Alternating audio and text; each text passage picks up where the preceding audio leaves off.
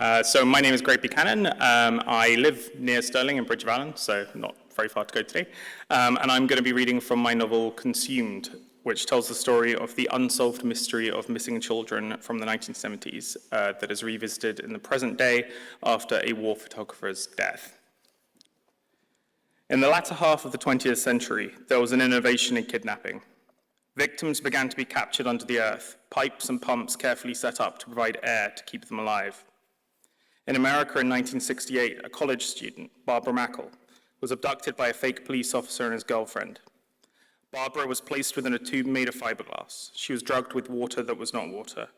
What air she had was pumped from the world above. Her kidnappers tried to claim $500,000 for her safe return.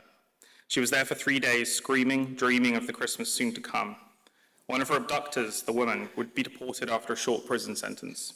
The other, the man, would, after a little incarceration, eventually be given a pardon to attend medical school, before eventually being arrested again with a boat full of cocaine.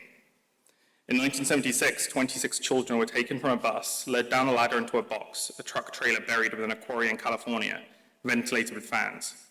After hours on the ground, dust falling from above, the children piled their mattresses up and escaped through a manhole cover.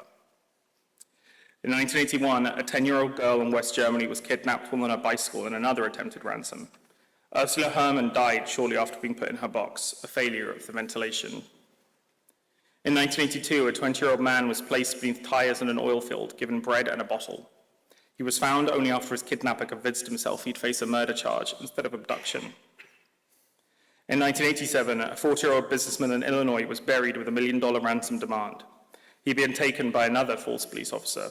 The pipe had been too long for much air to reach Stephen Small. Decades later, the governor of Illinois would commute all death row sentences, including that of the man who'd killed Stephen. The governor of Illinois had been Stephen's neighbor.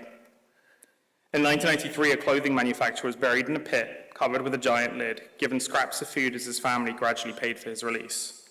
After one of the money pickups, the kidnapper was trailed and eventually led the police to the burial.